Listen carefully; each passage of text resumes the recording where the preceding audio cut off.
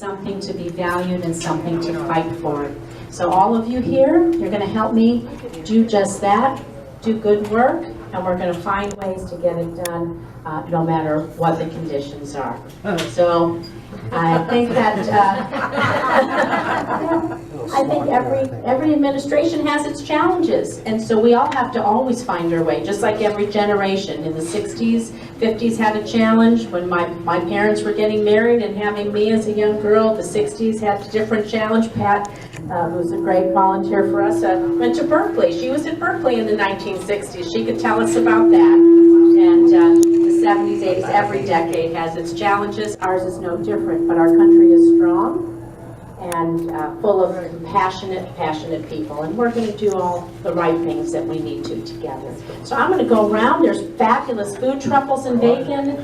They're downstairs, and they're nice enough to help us celebrate today. And so I want to shake everybody's hand and take a few pictures, hear what you have to say. I want you to know, I don't know where they are. Mariela Hernandez is my Deputy Chief of Staff. Oh, I see her hand over there. Dane Hudson, I don't know where he is. He's very tall. He is my district director. There I see a hand on staff. We're going to get it scheduled. I have a little bit, I've been trying to hire people. We've hired, let's see, where's Blake? He's doing our veterans. Isaiah is doing general casework. And we have some other staff coming on board. Erica's out in the front. And so we will be scheduling a town hall probably the next time I'm home, I'm hoping. So you can ask questions. You can always call the office. My door is 100% open to everybody. I will answer the very best way I can. And so it's just been about a month, a little over a month, maybe 5 weeks, and we're getting our staff hired and our feet wet, and our phones will hopefully be officially turned on. They've been here wiring away. So, you know. So any other quick questions before we kind of go around and well, they can talk to me. You know what, you can talk to Mariela. She has the schedule. I don't have the dates off the top of my head, but she's going to be scheduling a town hall. Yeah.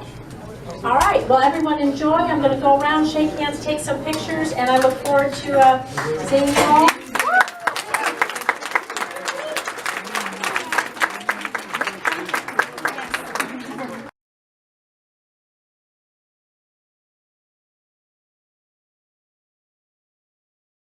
District office, so it's right here in Las Vegas, 215 in Pecos. I'm so thrilled. I have a wonderful staff, and we're going to begin to do what I think is most important about my job as a Congresswoman, which is constituent services. Because the most important work I do is here at home, the community I care about, and helping my friends, families, businesses, schools, all across the spectrum to be sure that we're having a thriving, vibrant community. So it's a grand opening. I'm getting to meet people and letting them know how our office can help them. For those people that doesn't know, when are you guys going to be opening for public, or are you going to have a first meeting, or do you have something already scheduled? Or? So this was a grand opening of our office. We are currently in the process of scheduling a couple town halls. So as soon as that is done, Mariela, who is our my deputy chief of staff, she's going to be putting that out to the community. We're going to try to do some telephone town halls if I'm not in town, personal town halls when I am, and it's a way for me to hear what's important to everybody here in Las Vegas and Henderson, Boulder City, Laughlin. I'm going to Laughlin tomorrow to hear what's important to them and take those voices back to Washington.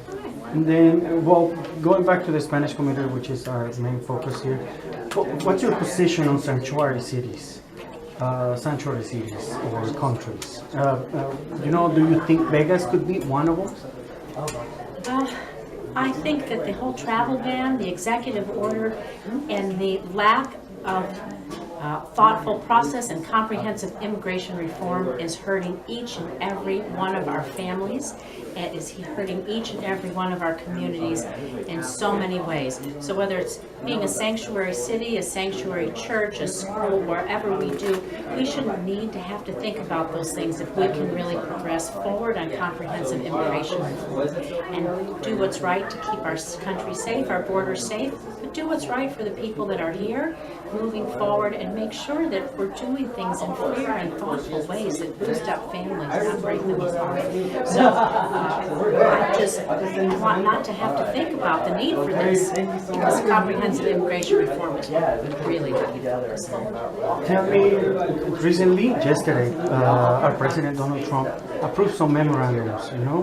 What do you think about them and what's the position that you're going to take on that issue, on those issues? I've been reviewing the memo that just came out from the Department of Homeland Security. I have a lot of concerns about it. I have a lot of concerns that they're going to try to increase the immigration and customs agents by 10,000. Who's going to pay for that? Who's going to pay for a wall? He wants to do things that I think are not going to move our country forward, excuse me, in positive ways when it comes to immigration. And I really want to challenge him to do the right thing, to start talking to people, not breaking apart families. I am absolutely not happy with the way he's been pursuing these bans. It's just not good for our community in any way, shape, or form. I don't want to go to the extreme, but some people in the Spanish community are not scared but worried. What's your message for them? Our message is this. I believe in the strength of America and the diversity of America. What makes us strong is our diversity. I have 150, 200, 300 people maybe out there. Every one of them can trace their background to immigration. And so that is who we are. It's what makes us strong. And in the America that I want to live in, that everybody I know wants to live in, there shouldn't be a roundup and a test of who you are or who you might be.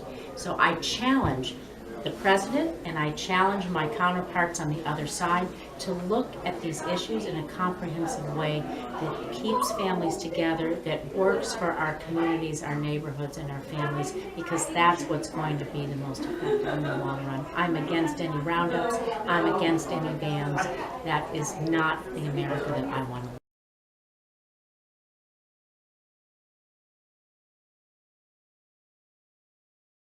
How do you feel about what's going on around the country with the town hall meetings and the protesters? You feel that you think that the protesters are either there to agitate or really have valid questions? Well, what I want to say is that the thing that makes America great is our ability to assemble, to have freedom of speech, freedom of the press, and get together to talk to people who you elect, who need to represent and listen to everyone. I think they're well within their right. They need to tell their elected officials what they think, when they're upset, when they're happy, and I'm glad that they're voicing their opinions. Okay. And how do you feel about your town hall that you're going to be giving in the next few months, correct? Yes, I hope to be doing quite a few town halls as we, like I said, just opened today, so as we get started, I hope to be doing them on all kinds of subjects. I feel great because I'm happy to answer any questions.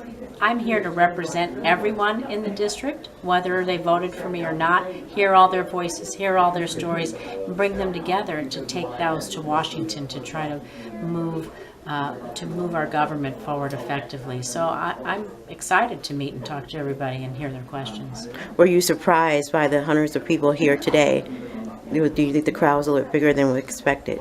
You know what? It was really great. It's really great to see the people who care so much about their government, about their community, about wanting to be involved. It really inspires me to go out and work hard and do the right thing and try to take care of my community in some place that I love so much. Okay.